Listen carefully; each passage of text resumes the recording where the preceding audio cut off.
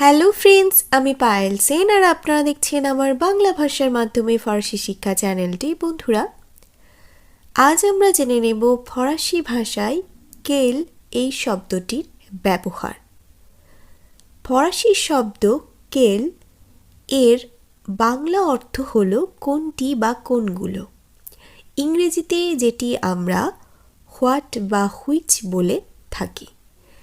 ফরাসি ভাষায় এই কেলের ব্যবহারের ক্ষেত্রে আমরা বিভিন্ন সময় বিভিন্ন বানান লক্ষ্য করব, অর্থাৎ এই অংশটিতে আমরা যে বানানগুলি দেখছি সেই বানানগুলি আমরা লক্ষ্য করব বিভিন্ন সময় বিভিন্ন জায়গায়।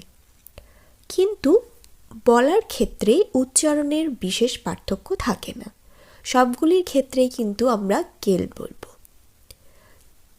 এরপর যে মূল বিষয়টি হলো এই কেলের ব্যবহার আমরা কখন কিভাবে করব, অর্থাৎ কখন আমাদের কোন বানানটি লিখতে হবে, কেনই বা আমাদের বানানের পার্থক্য করতে হয়, সেই বিষয়ে আমরা জেনে নেব। তো চলুন জেনে নিই এরপর পরবর্তী অংশটি। এই অংশে আমরা দেখে নেব কখন আমরা কোন বানানটির ব্যবহার করব।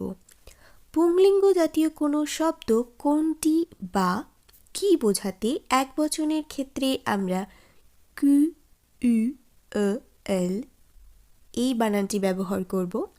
স্ত্রীলিঙ্গ জাতীয় কোনো শব্দ কোনটি বা কি বোঝাতে একবচনের ক্ষেত্রে আমরা কু উ এল এল এই বানানটি ব্যবহার করব। এবং পুংলিঙ্গ জাতীয় কোনো শব্দ যদি বহুবচন হয় সেক্ষেত্রে আমরা কোনগুলো বা কোনগুলি এটা বোঝাতে কু উ এল এস এই বানানটি ব্যবহার করব। এবং স্ত্রীলিঙ্গ জাতীয় শব্দ যদি বহুবচন হয়ে থাকে সেই ক্ষেত্রে আমরা কু উ এল এল এস এই বানানটি ব্যবহার করব। বহুবচনটা তুলনামূলক আপনাদের কাছে একটু সহজ, কারণ পুংলিঙ্গ এবং স্ত্রীলিঙ্গের ক্ষেত্রে আমরা যে বানানটি ব্যবহার করছি, বহুবচনের ক্ষেত্রে শুধুমাত্র একটি করে এস যোগ করে দিলেই কিন্তু সেটি হয়ে যাবে। আশা রাখছি এই ছকটির মাধ্যমে আপনাদের বুঝতে এবং মনে রাখতে খুবই সহায়তা হবে। এরপর আমি এই প্রত্যেকটি শব্দের বাক্যে ব্যবহারের মাধ্যমে আপনাদের সামনে তুলে ধরলে আশা রাখছি আপনাদের কাছে এই বিষয়টি আরও অনেক বেশি বোধগম্য হবে। তো চলুন দেখে নিই এই শব্দগুলির বাক্যে ব্যবহার। এই অংশে আমরা পুংলিঙ্গের ব্যবহারগুলি দেখব। প্রথমেই যে বাক্যটি আমরা দেখব সেটি হলো কেল আজ আচু, কেল আজ আচু, অর্থাৎ তোমার বয়স কত। এখানে এই আজ শব্দটি হলো একটি পুংলিঙ্গ শব্দ এবং অবশ্যই এটি একবচন, তাই আমরা এখানে এই বানানটির ব্যবহার করলাম। পরবর্তী যে বাক্যটি আমরা দেখছি সেটি হলো কেল ফিল্ম এম টু, কেল ফিল্ম এম টু, অর্থাৎ কোন সিনেমা তুমি পছন্দ করো। এই ক্ষেত্রে ফিল্ম এই শব্দটিও কিন্তু একবচন এবং পুংলিঙ্গ শব্দ, তাই আমরা এই বানানটি ব্যবহার এখানে করেছি। অবশ্যই এই কেল বানানগুলি নির্ভর করবে আপনি যেটির উদ্দেশ্যে এটি বলছেন।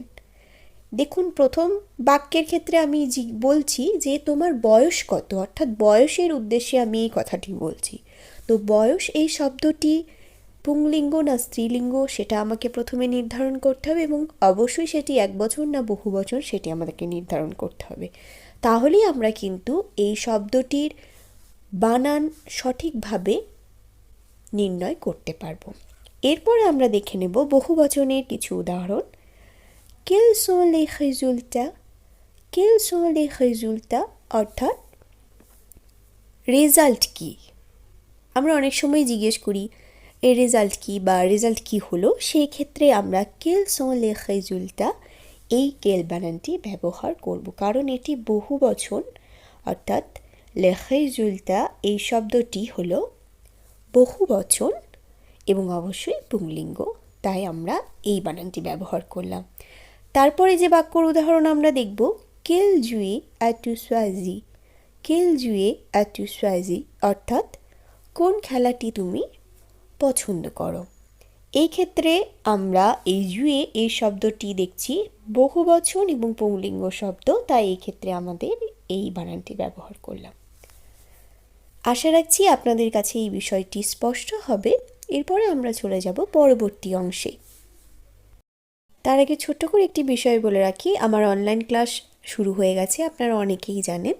আমার পরবর্তী ব্যাচের জন্য যারা আমার সাথে ক্লাস করতে ইচ্ছুক তারা অবশ্যই এই নাম্বারটিতে হোয়াটসঅ্যাপ করে নিন এবং আমার সঙ্গে সরাসরি যোগাযোগ করে নিন।